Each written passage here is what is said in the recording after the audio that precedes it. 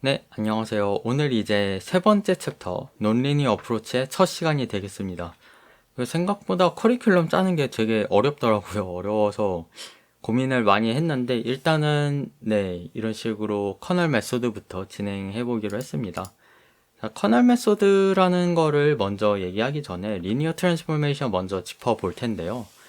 그러니까 전에 챕터들을 다 취합을 해보면 결국에는 논리니어 모델을 만들고 여러 가지가 필요한데, 일단은 논리니어 모델을 만들기 전에 이 리니어 트랜스포메이션 저번에 이제 다뤘던 거를 조금 더 심화해서 정확하게 다룰 거예요.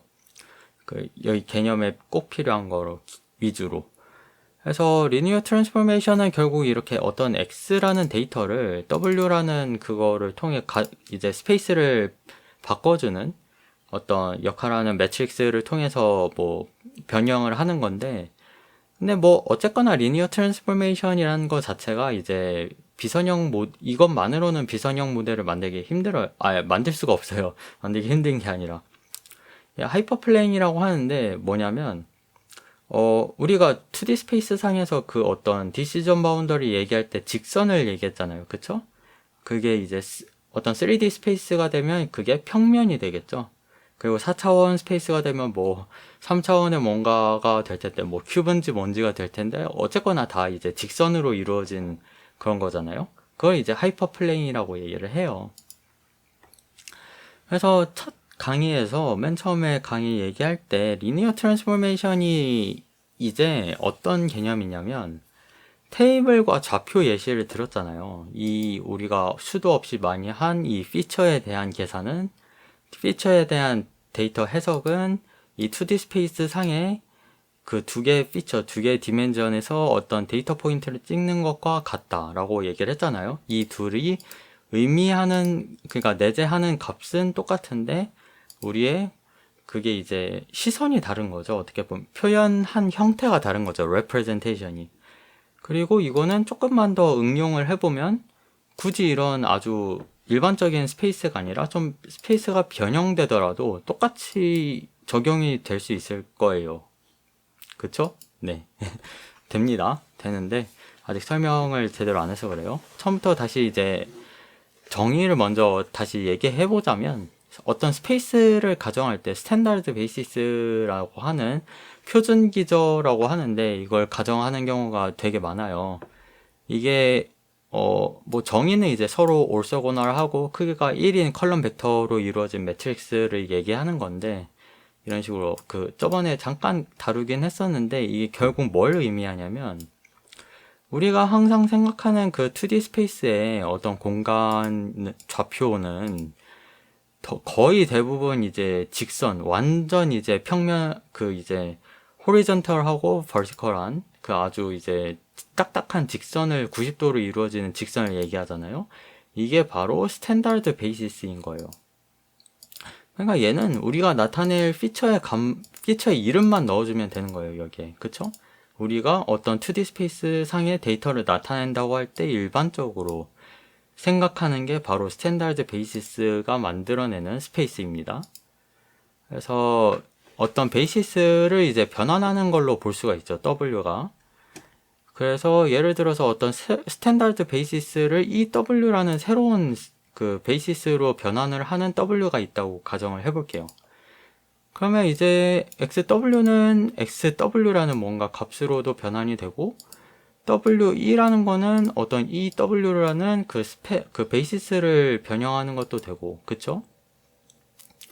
그렇게 본다면 데이터를 직접 변형하는 게 아니라 데이터가 놓이는 스페이스를 변형하는 거죠. 그렇게 생각을 해본다면.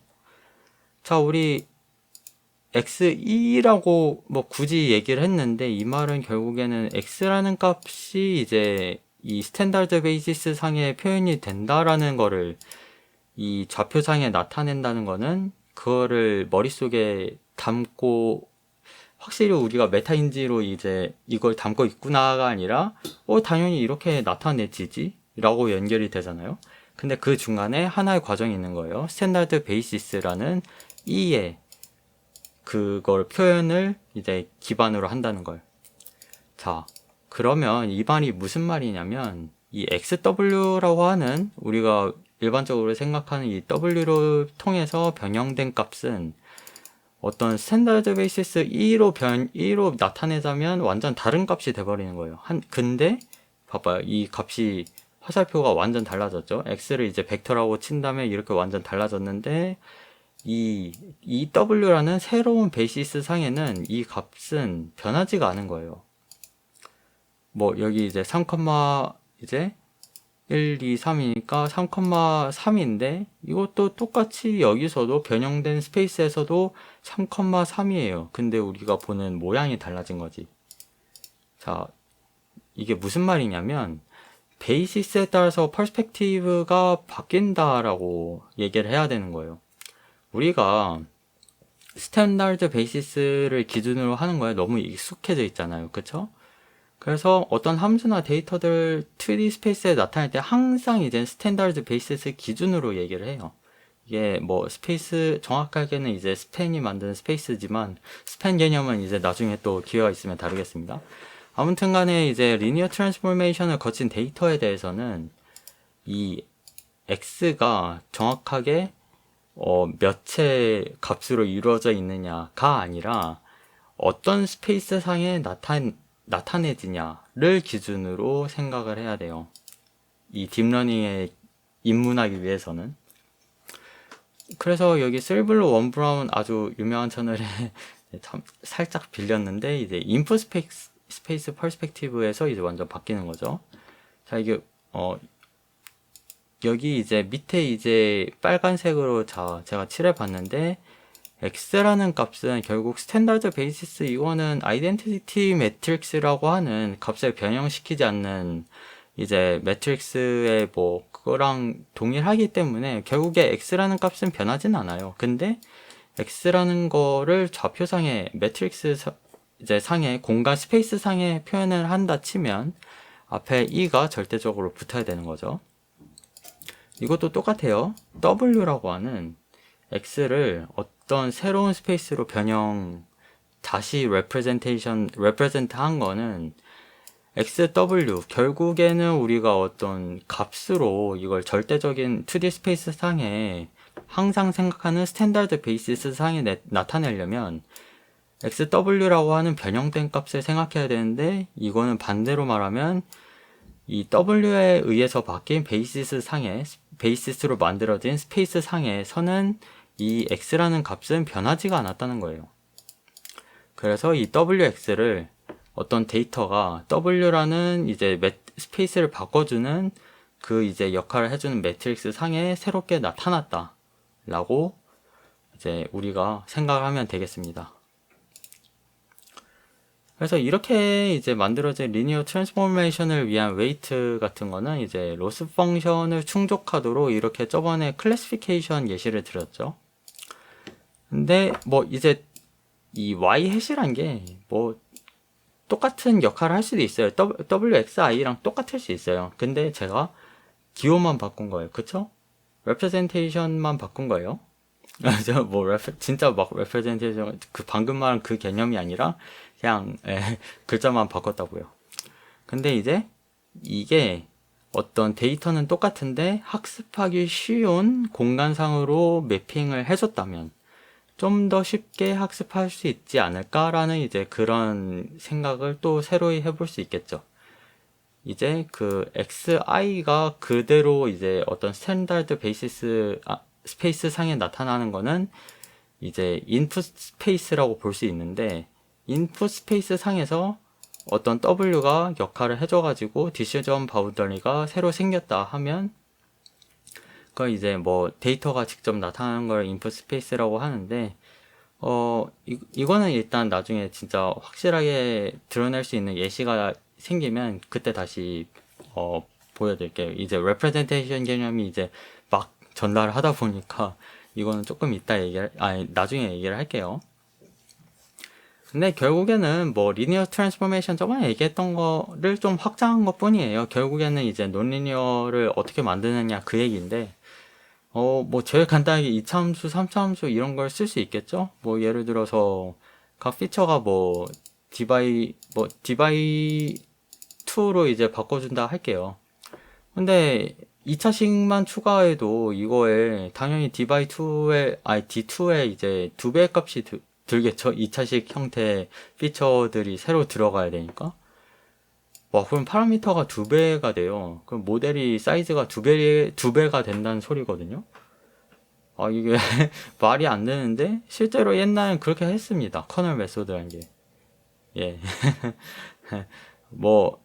그렇게 웃긴 얘기는 아니지만, 아무튼 이제, 리니어 모델이 있을 때, 이제, X1이라는 피처를 새롭게 이제 X1 제곱으로 이제 변형을 해준다 하면, 뭐 이런 식으로 나타낼 수 있겠죠. 그쵸? 새로운 모델을 만들 수 있는데, 그럼 이제 베이시스가 이제 X1, X2에서 이제 논리니어 베이시스로 바뀐 거예요. X1, X2, X1 제곱이라는 이게 어떤 기존의 2D 스페이스 상에 나타낼 수 있는 직선 형태에서 이제 3D 스페이스 상에서 어떤 플레인으로, 평면으로 바뀌겠죠. 그 디시전 바운더리가.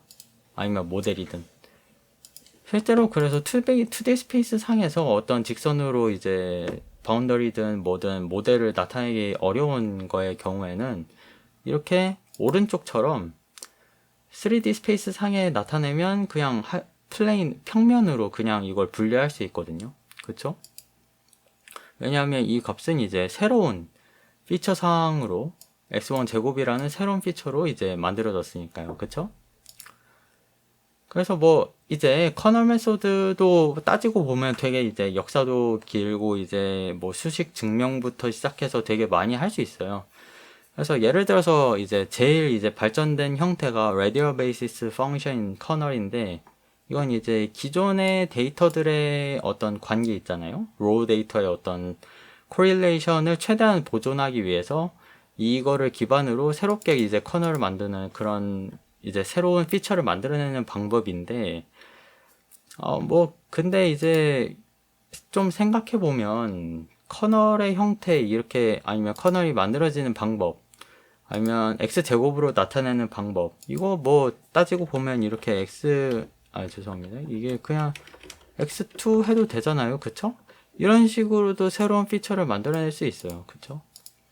근데 그렇게 하는 거는 결국에는 우리가 디자인을 좀 하긴 해야 되거든요. 뭐 예를 들어서 뭐 진짜 이것까지 디자인 해준다고 하면 기존에 우리가 뭐 딥러닝 뭐 여러 개 그냥 어디서 주워 들은 거를 싹싹 긁어 모아 보자면 학습 시간이 2배로 두 배가 아니라 뭐 몇백 배, 몇천 배가 들 수도 있겠죠. 왜냐하면 그 수식 자체를 다 이제 막 2차식, 3차식 다 이제 변형을 해봐야 되니까.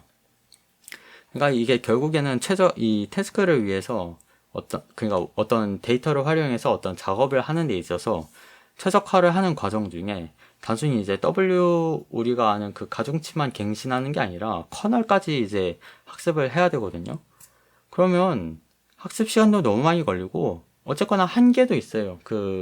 얘가 결국에는 무한계의 어떤 차원에서 그렇게 찾을 수가 없기 때문에. 그리고 이것도 결국에는 어떤 어썸션을 기반으로 하잖아요. 그거를 최대한 줄여야 되는데, 그 CLT나 노멀 디스트리뷰션 얘네들이 진작에 세상을 지배하지 않은 이유는 그런 어썸션이 통하지 않는 경우가 굉장히 많기 때문입니다. 그쵸? 커널 메서드도 마찬가지예요. 결국에는 우리가 커널을 디자인을 하든 아니면 RBF 커널, 이거는 테일러 시리즈 해가지고 무한 차원에 이제 매핑할 수 있다는 그런 정리가 있어서 결국에는 할 수는 있는데, 근데 학습 속도가 결국에는 제한이 걸린다는 점이 있죠. 비선형적으로 한다 그러면. 그래서 좀 더 느슨한 어썸션에서 최적화하는 속도를 빠르게 하는 방법이 필요해요. 결국에는. 그게 이제 액티베이션 펑션이란 걸 이제 활용한 거거든요. 저번에 이제 첫 번째 챕터의 마지막에서 이제 살짝 언급을 하긴 했는데, 그게 이제 어떤 건지 다음 시간에 다루도록 하겠습니다. 감사합니다.